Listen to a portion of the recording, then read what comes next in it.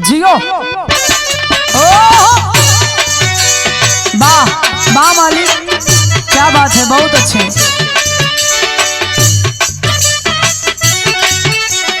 ओहो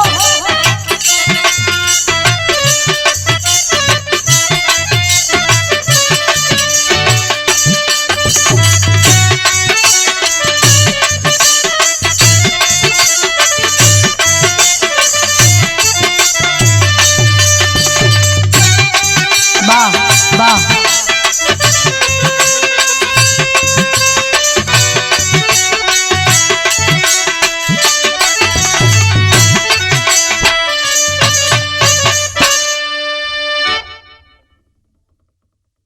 आइए भैया,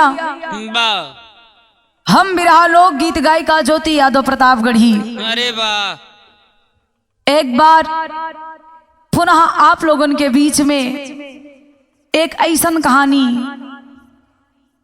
बड़ी ही दर्दनाक कहानी। दुनिया में प्यार बतावल गईल बा, बड़ा पाक और पवित्र होला। राधिका जी भगवान कन्हैया से प्रेम कैलिन और जीवन भर साथ निभौलिन। एक कलयुग में संभव ना बा, लेकिन एक ऐसन कहानी जो कि सोशल मीडिया पे वायरल होता, इंस्टाग्राम की ऐसी फेमस जोड़ी जेके आज दुनिया बच्चा बच्चा भी जान रहा है। विवेक और सृजना का प्यार, प्रेम अद्भुत रहा ले प्रभु, लेकिन भगवान की मर्जी का बाई केहू ना जानी। आखिरकार पूरी कहानी में सच्चाई का बा, आप लोगों के बिरहा के माध्यम से अपने हम बतावे चलत बानी। 4 लाइन भूमिका में कहना हा गुरुजी।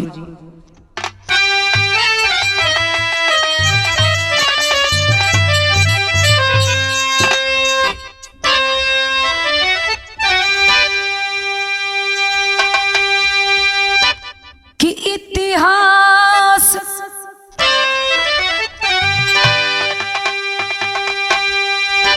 इतिहास के पन्नों में है लिखा,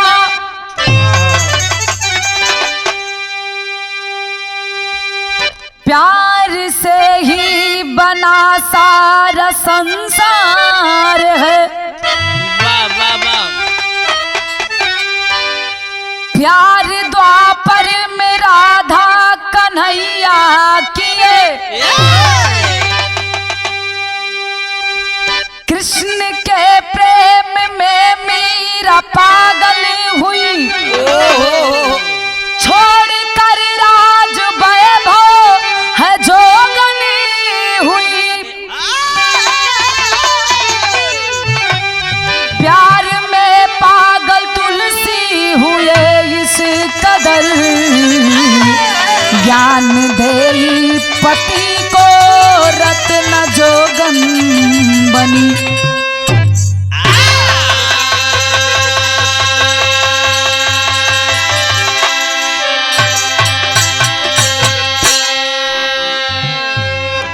ए पंचो, बतावल गईल बा मीरा भगवान कन्हैया से प्रेम कैलीन, और प्रेम में इतना पागल कि जहर के भी अमृत समझ के पी ले लीन।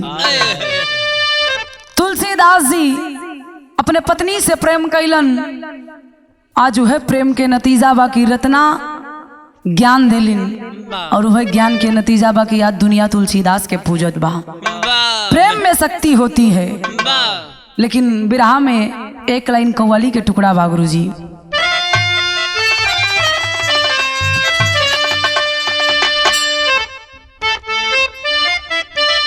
वाह,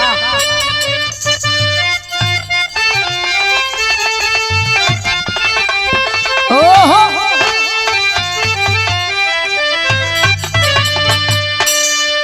किसी आशिक ने कहा है अपने मासूका से, मेरा प्यार वो है कि, मेरा प्यार वो है कि मर कर के तुमको जुदा अपने बाहों से होने न देंगे।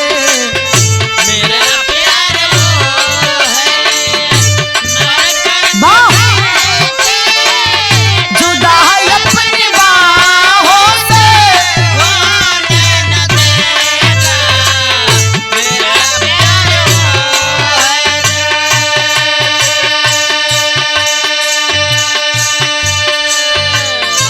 लेकिन कवि जी बिरहा के अंदर भाव बहुत बढ़िया लिखलन। उ जोड़ा के प्यार के देख के का लिखलन,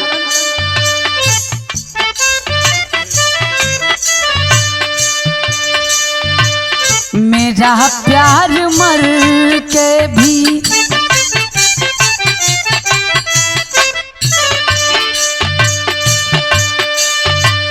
मेरा प्यार मर के भी जिंदा है दिल में, इसे अपने दिल से निकाले न दूं।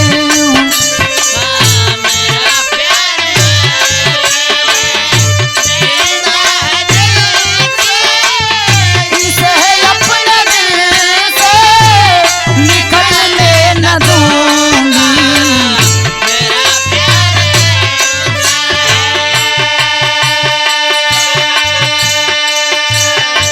बा हमरे कवि जी कितना सुंदर लाइन लिखलन, का लिखलन भैया,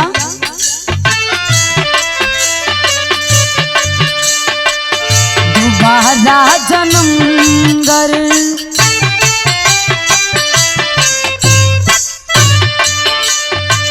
दोबारा जन्म गर धरती पे होगा, तुम्हें हम विधाता से फिर मांग लूंगी।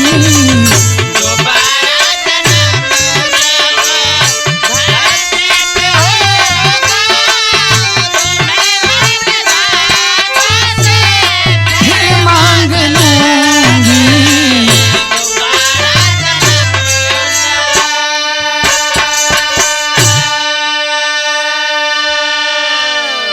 लेकिन कहानी के यही जा से शुरुआत बा।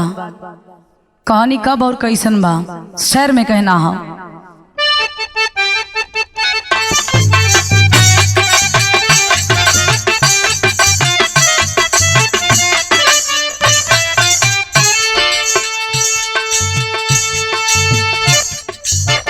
प्यारे है सारी जिंदगी का एक आभूषण है, अगर है स्वार्थ तो संसार का प्रदूषण है।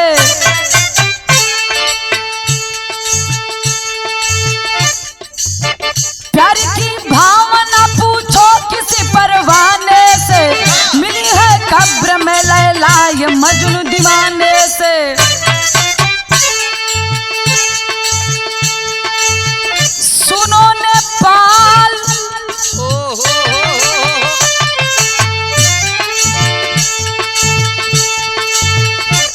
कहानी यही जैसे शुरुआत बा। सुनो नेपाल एक दुख की ये कहानी है, नाम था सृजना जिसकी चढ़ी जवानी है।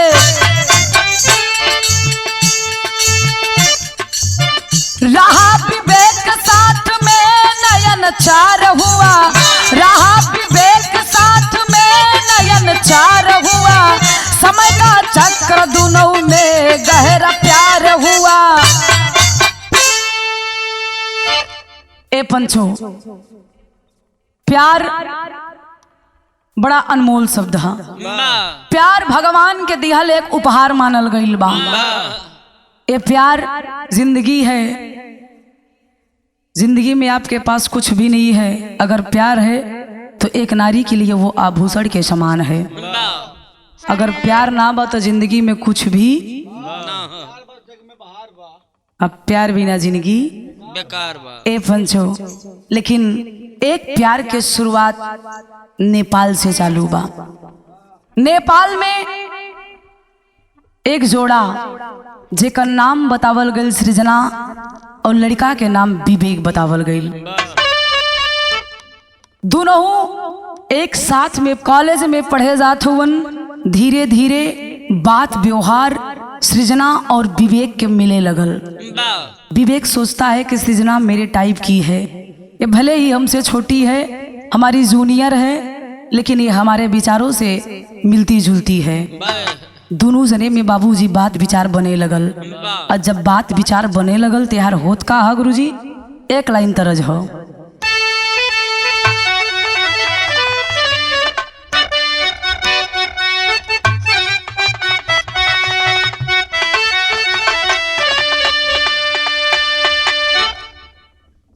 बड़ी पुरान तरस के लाइन में कोनो दुल्हन अपने दुल्हा के परेशानी बतावे का कहलस।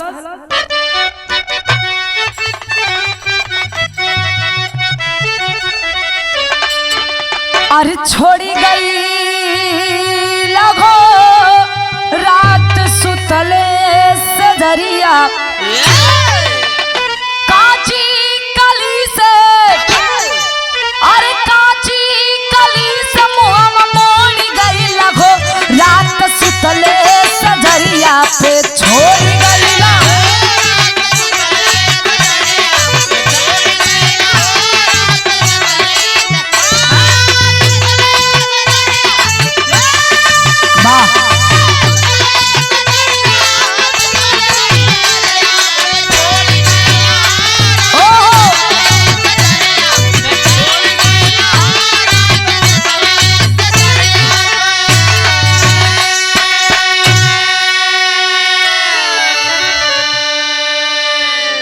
लेकिन ये पंचो हम बताइला केहू केतनो चाही न केहू के केहू जोड़ा बना पाई, और जोड़ा बनल के केहू केतनो चाही तब बिगाड़ ना पाई।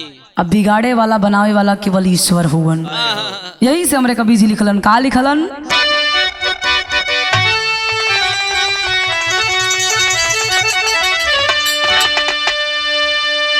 अरे बनाए सबके हो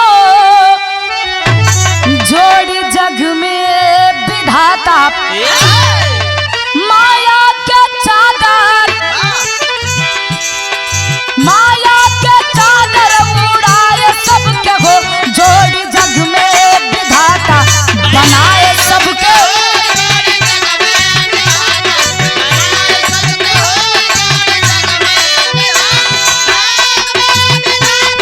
जियो भैया।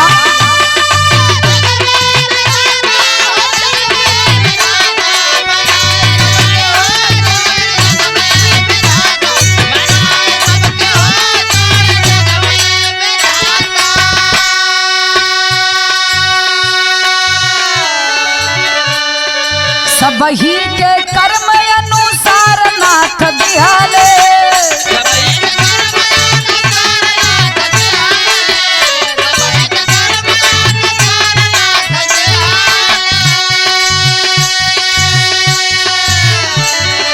छोड़े ना केहू सबके घुमैले,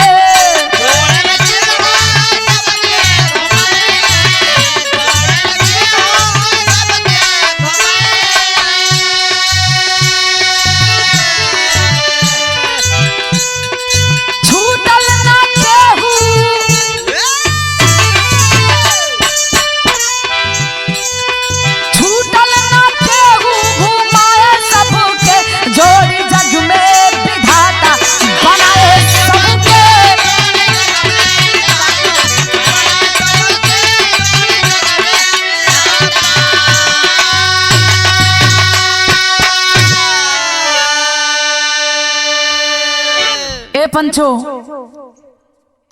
जोड़ी सब कर जोड़ी ईश्वर बनावेलन, केहू केहू के मर्जी से कुछ होला ना। ये दुनिया ये संसार चलावे वाला मात्र केवल एक ईश्वर ही है, जिसको जब चाहे जहां चाहे नाच नचा सकता है। लेकिन ई दोनों के जिंदगी में होत का बा बिरहा में एक लाइन तरज हो।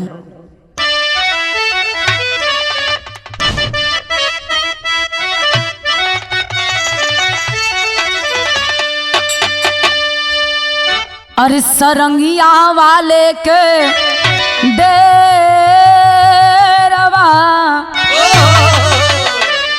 अरे सरंगिया वाले के डेरावा बताई दे रे छोटा की नानदी,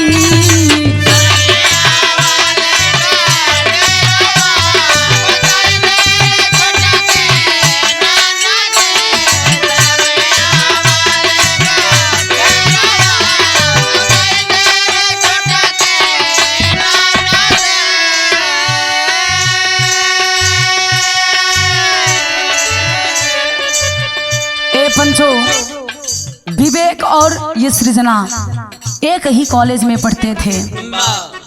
विवेक सृजना का सीनियर था और सृजना विवेक की जूनियर थी। छुट्टी होने के बाद लंच के टाइम फील्ड में खेलते समय जब दोनों एक दूसरे के सामने पड़ते थे, बात व्यवहार बात विचार करते थे, दोनों का आपस में बात विचार मिलने लगा। ए बाबू धीरे धीरे समय बीते लगल, दोनों में दोस्ती भइल। शुरुआत कहवा से होत बा? दोस्ती से।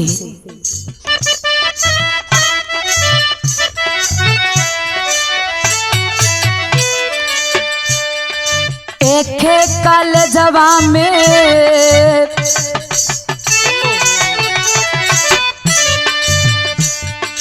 एक ही कॉलेजवा में करत पढ़ैया समैया बीतल ये भैया।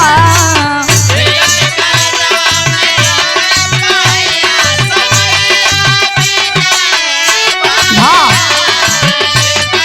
बहुत अच्छे।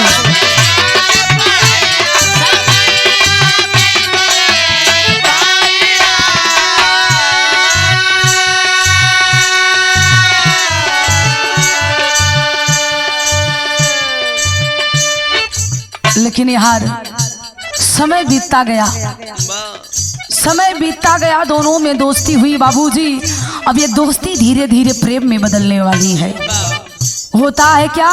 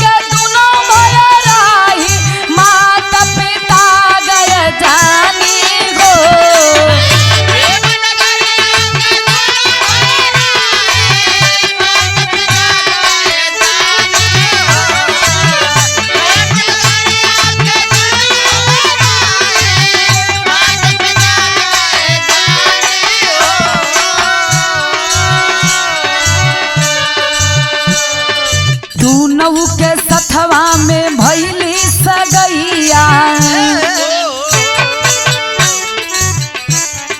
दूनऊ के सथवा में भैली सगैया, समैया बीतल ये भैया।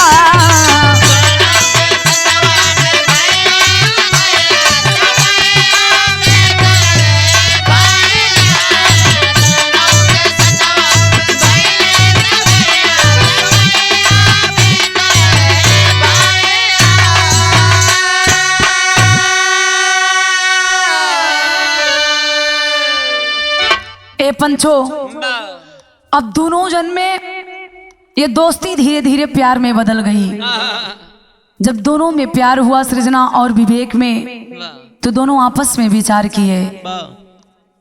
ये प्रेम लगभग 6 सालों से चला। 6 साल के बाद दोनों आपस में विचार किए कि हम दोनों एक दूसरे से प्रेम करते हैं तो क्यों ना हम दोनों शादी कर लें। बात विवेक के घर पे पता चलल बा। विवेक के माता पिता और भाई, ये विवेक ये 4 ही सदस्य थे। परिवार के पता चलल तो परिवार भी राजी हो गइलन कि लड़की बड़ी सुंदर है, पढ़ी लिखी भी है और आपको समझने वाली है। ए बाबू सृजना और विवेक के सगाई हो जाती है। और जब सगैया भइल तो होत का बा गुरुजी?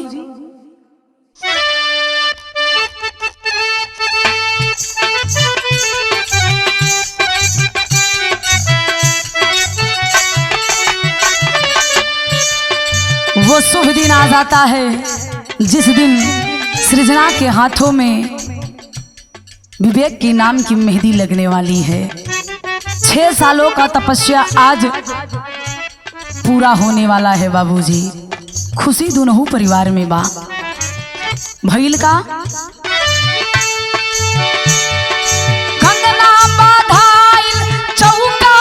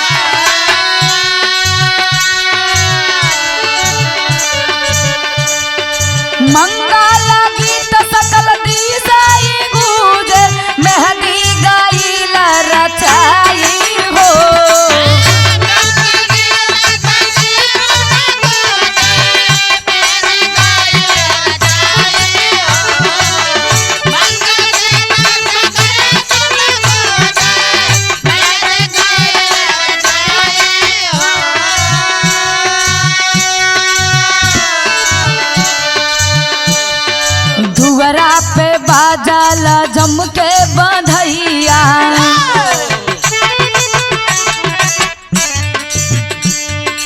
दुवरा पे बाजाला जम के बंधैया समैया बीतल रे भैया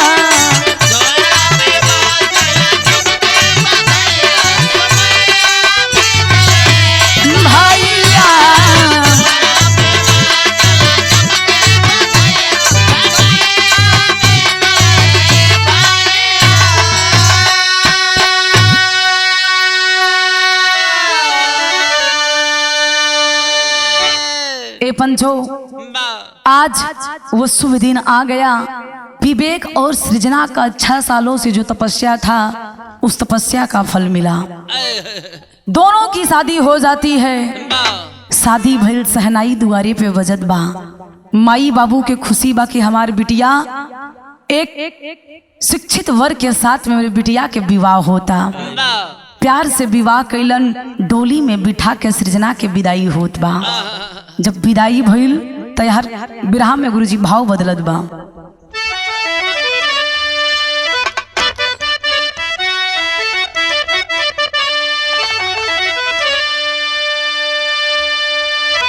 अरे कचौड़ी गली सुन कैला बलमू,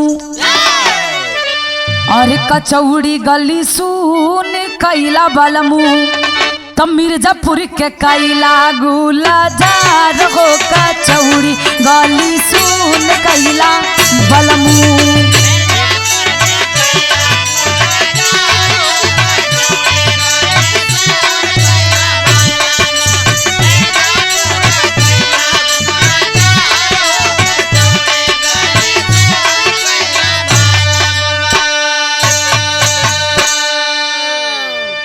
ए भैया लेकिन यहाँ ध्यान दी, यहाँ बिरहा पे आप लोग एक बेटी को विदा करते हैं। माई बाबू अपने बिटिया के कलेजा से लगा के रखेलन, लेकिन वो पल खुशी का भी है और गम का भी है। जब जोने समय अपने बिटिया के डोली में बिठा के विदाई करेलन तब माई बाबू की अखिया से आंसू भी आवेला, लेकिन खुशी भी होला कि अपने बिटिया के एक पढ़े लिखे शिक्षित परिवार में हम भेज रहे हैं, जो कि हमसे भी समझदार लड़का है। लेकिन ए भैया आज हर कवि जी बड़ी सुंदर लाइन लिखलन। का लिखलन? कजरवा औ लीलार सोहे सेनुरा, अरे कजरवा औ लीलार से हो सुनुरा, तब बरस बदरवा झूम झूम हो। कजरवा लीलार सोहे सेनुरा,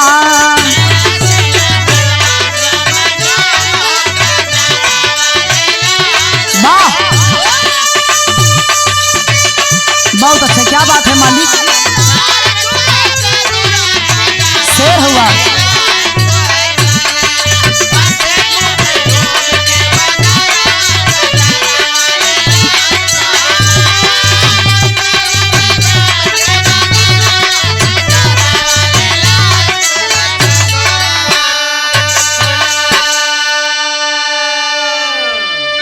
अकुह के कोयलिया पा यलिया के बोलिया,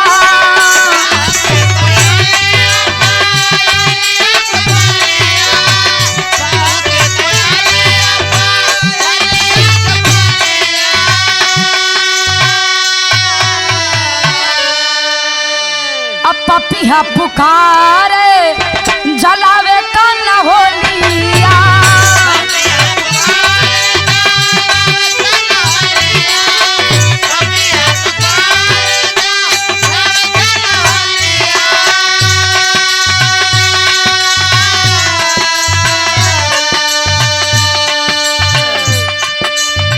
कजरवा लीलार सोहे सेनुरा,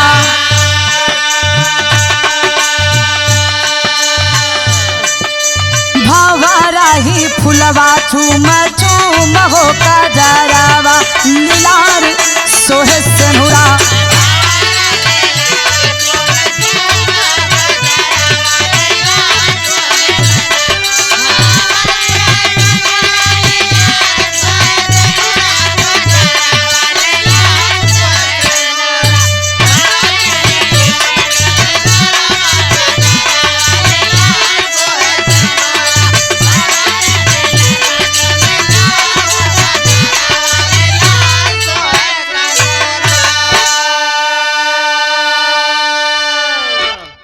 भैया 16 श्रृंगार करके अंगनैया में जब विवेक के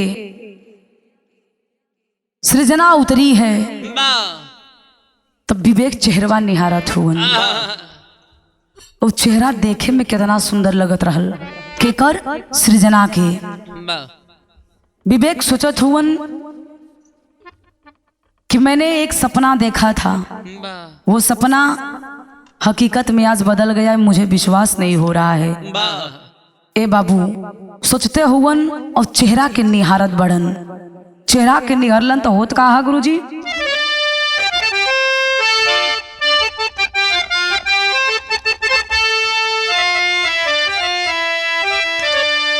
चहकी खिली खिली हर डाली हुआ मनोरथ पूर, सरगम साज सजाए हर छन, चेहरा बरसे नूर।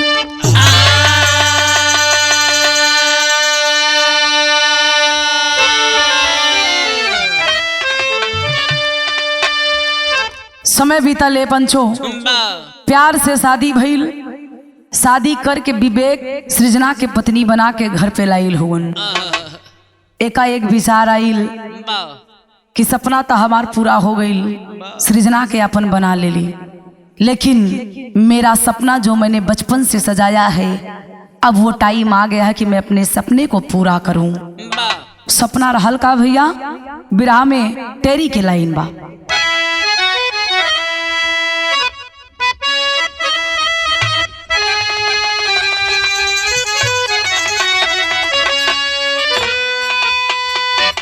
कि भंवरवा भंवरवा तज के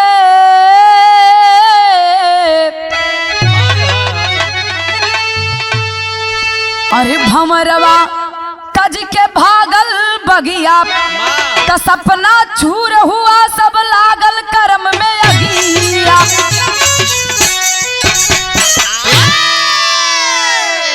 सपना चूर हुआ सब लागल कर्म में अगिया, भंवरवा तज के भागल बगिया। ए पंचो यार, अपन सपना पूरा करे खातिर विवेक चलता है अमेरिका शहर। चलल कैसे गुरुजी, पापट के लाइन बा।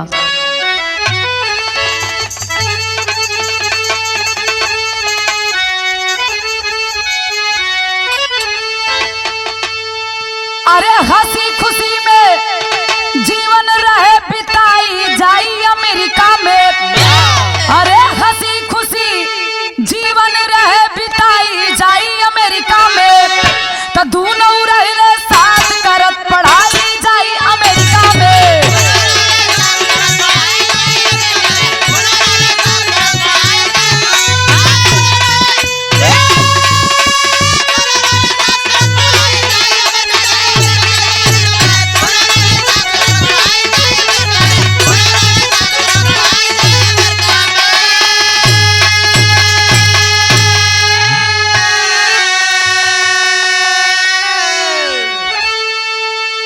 अरे हो नहारी हो के रहती विधिना गैर सी आई हो, आग लगी जीवन का बगिया, हर गई मुसीबत आई हो।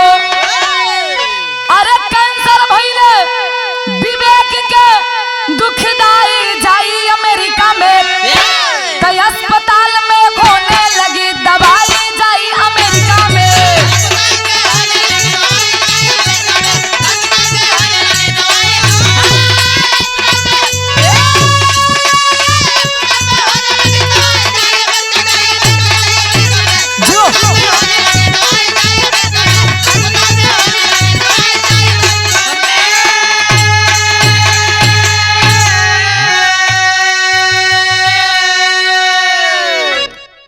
ए बाबू हॉस्पिटल में गए हैं, चेकअप करवाए तो उस रिपोर्ट में निकला है कि विवेक को ब्रेन ट्यूमर हो गया है, वो भी 3रा स्टेज।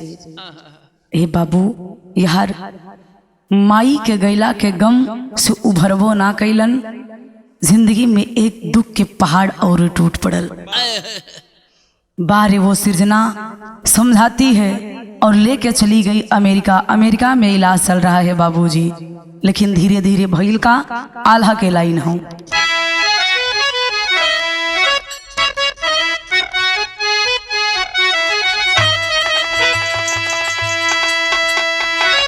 कि दुखिया ही दुख,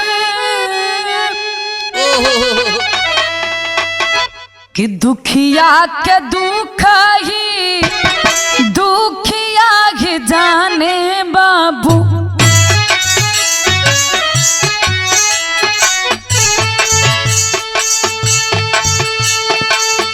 दूसर नहीं जाने के हूँ दूसरे के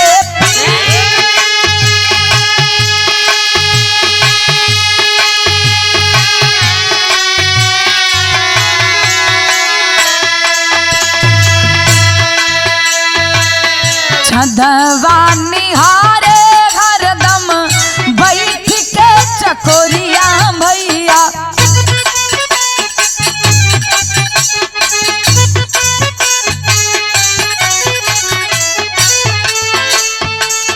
प्रेमिया ही जाने भैया प्रेम कैला की।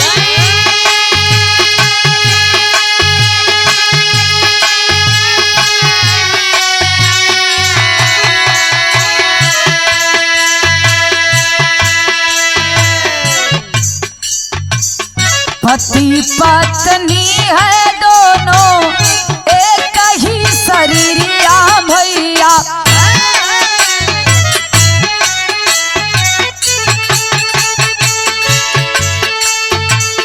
जब की पुनीत होला पत्नी के प्यार।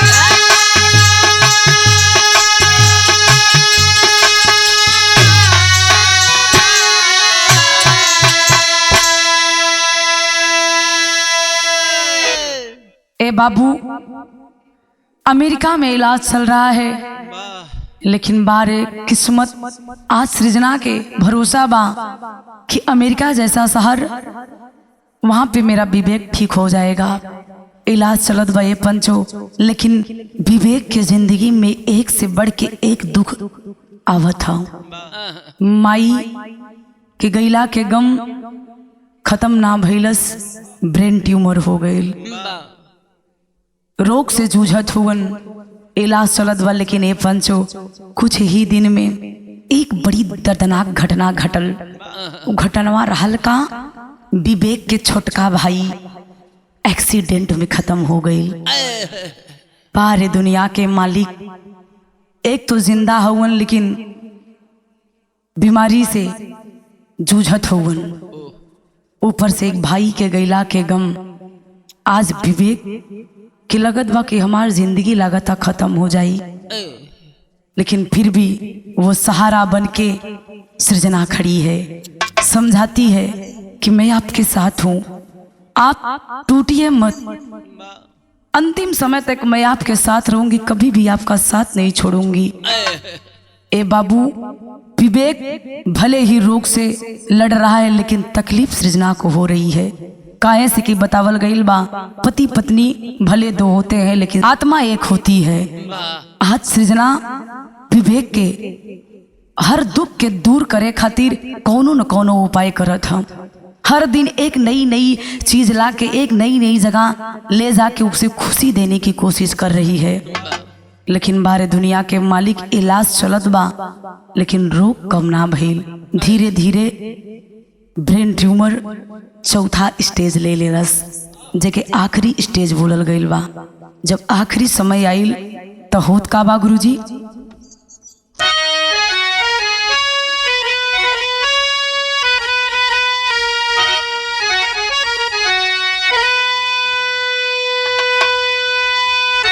अरे होला जब अजोरता अधरिया होवली, खरतिया में डूबल अजोरिया चकोरिया रोवेली।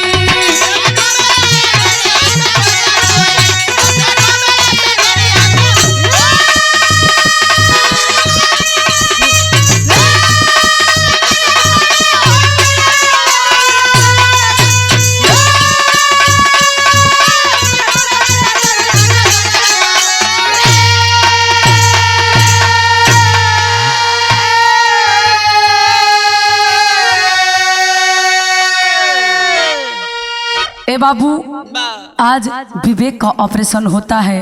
ऑपरेशन जब हुआ तो उनके सर के बालों को काट दिया गया, छील दिया गया। लेकिन आज जब विवेक के सर से बाल हटल, विवेक एक फैशनेबल लड़का था। सृजना सोचने लगी कि इनके सर का बाल नहीं है, अगर मेरे सर में बाल रहेगा तो इनको तकलीफ होगी। बारे पत्नी, आज सृजना भी अपने बालों को कटवा लेती है।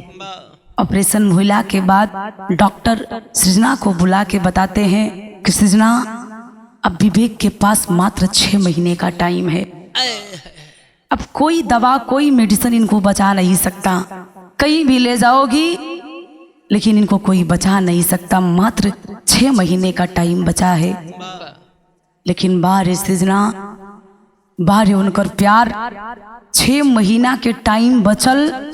ई जाना था इनके 6 महीना के मेहमान विवेक होवन, लेकिन फिर भी दिल में उम्मीद बा कि काज ने भगवान चमत्कार कर दे, ये रोग ठीक हो जाएगा, मेरा विवेक मुझसे दूर नहीं जाएगा। ए पंचो, हर दिन हर चीज खुश करे खातिर विवेक के कुछ ना कुछ वो सृजना कर रही है। यहाँ तक कि बर्थडे भी मनाई कि अगले साल भी मैं तुम्हारा बर्थडे इसी तरह से मनाऊंगी। प्रेम बड़ा अटूट होला ये पंचो।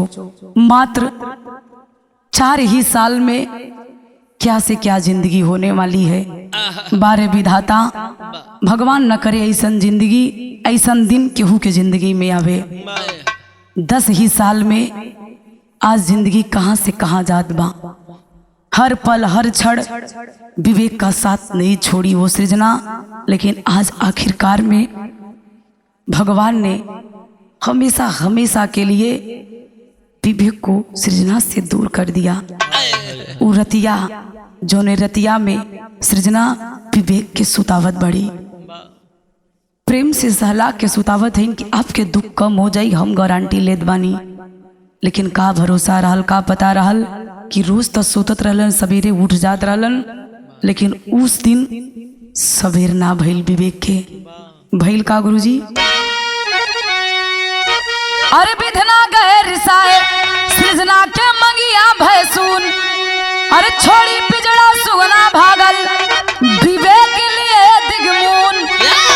तकाया रहेगा पड़ा यहीं पर मटिया जोयली, तरतिया में डूबाया या जोरिया चकोरिया रोवेली।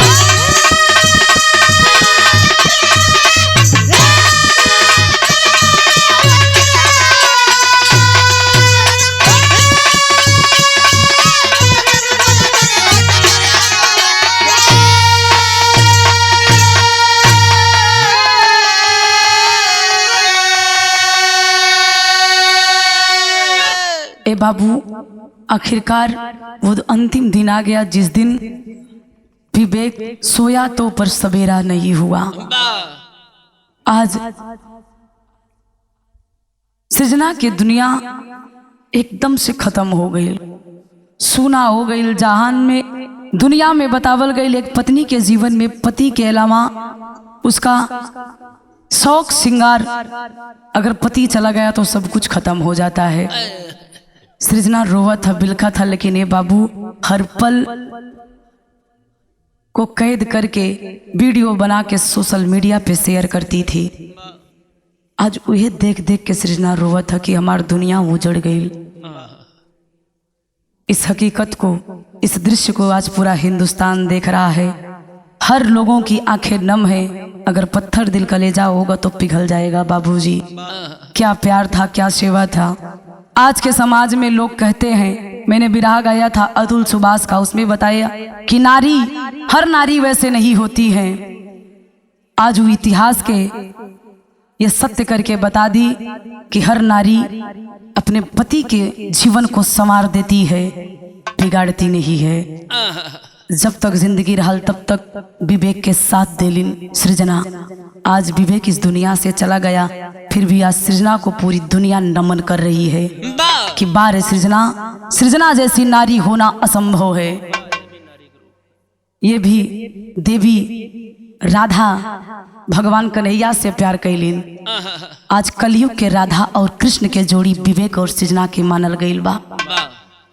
इस गीत के माध्यम से मैं विवेक को सच्ची श्रद्धांजलि देती हूँ और ईश्वर से ही कामना बा कि आत्मा को शांति मिले और सृजना को दुख से उभरने की शक्ति मिले। और एक सीख भी मिलती है समाज में कि आज की समाज में जो नारियां हैं ये कोशिश करें कि सृजना जैसी बन के दिखाएं। अंतिम लाइन में कहना हम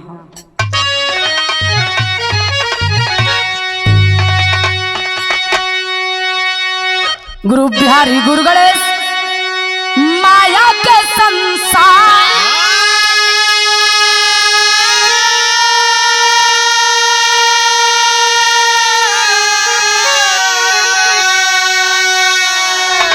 अरे प्यारे लाल गया कभी साजत बगिया के सिंगार